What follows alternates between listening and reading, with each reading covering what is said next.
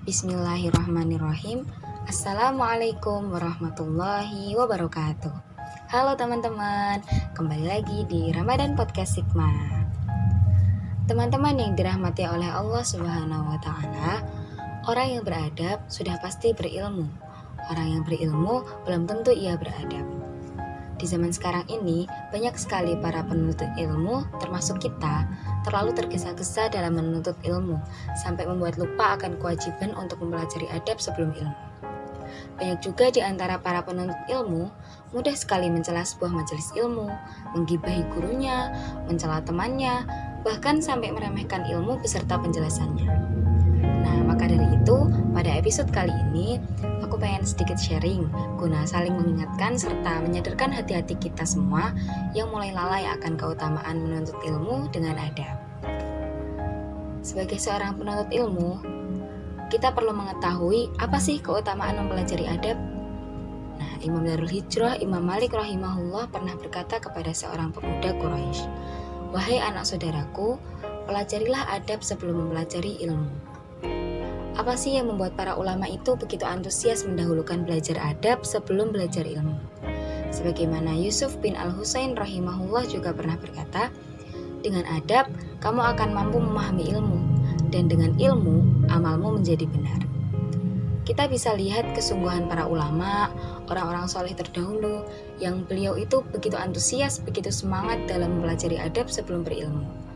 Mereka yang saat ini sukses dalam menuntut ilmunya, yang sangat luas pemahaman ilmunya, indah akhlaknya, salah satu sebabnya ya karena mereka itu bersungguh-sungguh dalam mempelajari adab sebelum mempelajari ilmu. Nah, jika kita ingin seperti mereka, yuk kita ikuti jejak-jejak beliau dalam menuntut ilmu, yaitu beradab sebelum berilmu. Ada beberapa adab yang perlu kita amalkan sebagai seorang penuntut ilmu. Di antaranya adab terhadap ilmu itu sendiri dan adab dalam bermajelis ilmu. Gak sedikit di antara para penuntut ilmu, termasuk kita ya, begitu mudahnya memandang rendah sebuah ilmu. Dan hal itu tuh terjadi karena buruknya adab atau akhlak mereka. Hal lain yang sering kita juga anggap sepele yaitu ilmu yang disampaikan secara berulang. Seringkali kita merasa bosan, merasa jenuh dengan penjelasan ilmu yang sudah pernah didengar atau kita baca sebelumnya.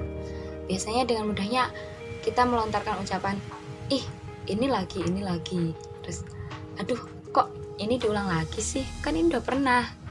Atau ucapan lainnya lah. Nah, sudah seharusnya teman-teman kita memperbaiki kebiasaan ini dengan mempelajari adab sebelum berilmu.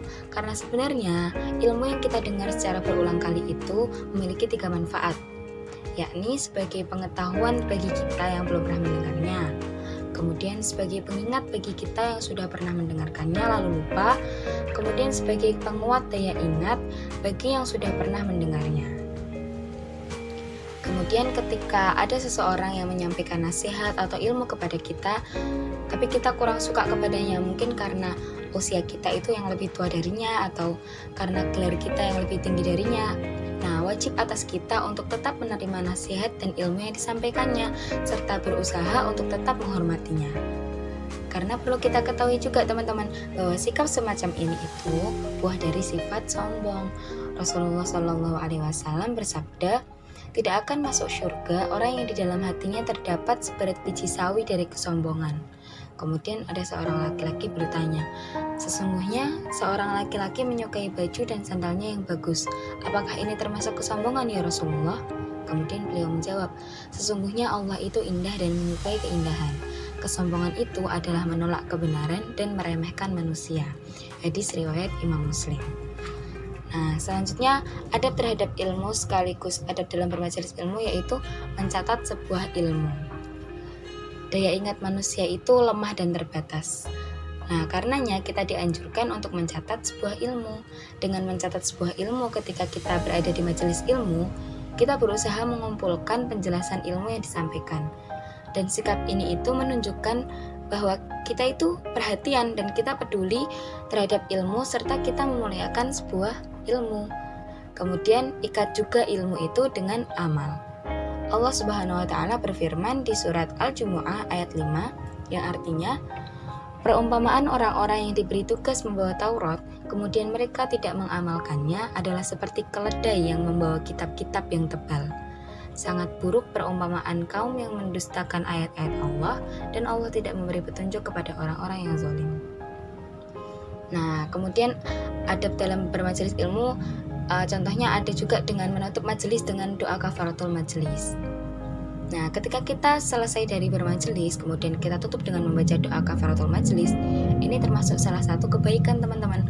Sebagaimana Rasulullah Shallallahu Alaihi Wasallam bersabda, barang siapa duduk di sebuah majelis yang di dalamnya banyak hal yang tidak bermanfaat, kemudian sebelum berdiri ia mengucapkan Subhanakallahumma wa bihamdika asyhadu an la ilaha illa anta astaghfiruka wa atubu ilaik, maka akan diampuni dosanya selama berada di majelisnya tersebut.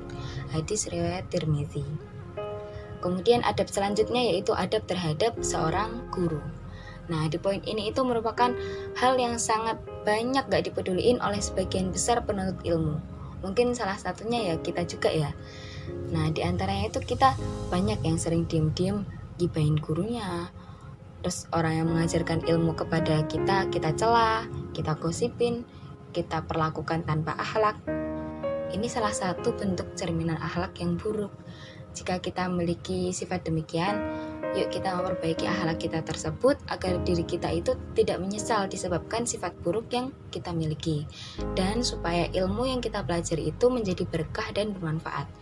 Karena bagaimana mungkin ilmu yang kita pelajari itu jadi berkah jika orang yang mengajarkan ilmu kepada kita malah kita cela, kita hina, dan kita perlakukan tanpa adab. Nah, maka dari itu di sini aku mengajak diri sendiri dan juga mengajak para pendengar agar kita bersama-sama memperbaiki akhlak, memperbaiki adab kita terhadap orang-orang yang sudah mengajarkan ilmu, kepada orang-orang yang memberikan nasihat dan bimbingan terhadap kita, meskipun hanya sedikit dan sebentar.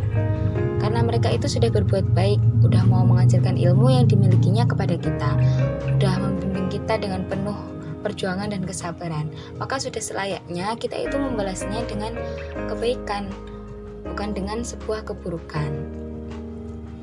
Salah satu contoh adab terhadap guru yang bisa kita biasain ya mungkin dengan menghormatinya. Cara menghormatinya bukan dengan meletakkan tangan kanan di atas kepala kayak upacara gitu ya, tapi kita memperlakukan seseorang dengan akhlak yang baik, kita memenuhi haknya, tidak menyinggung serta menyakiti perasaannya, dan memposisikan seseorang itu sesuai dengan kedudukannya. Kemudian kita juga bisa dengan memanggil dengan sebutan yang baik. Semoga Allah Subhanahu wa Ta'ala selalu menjaga guru-guru kita, memberkahi usia dan ilmunya.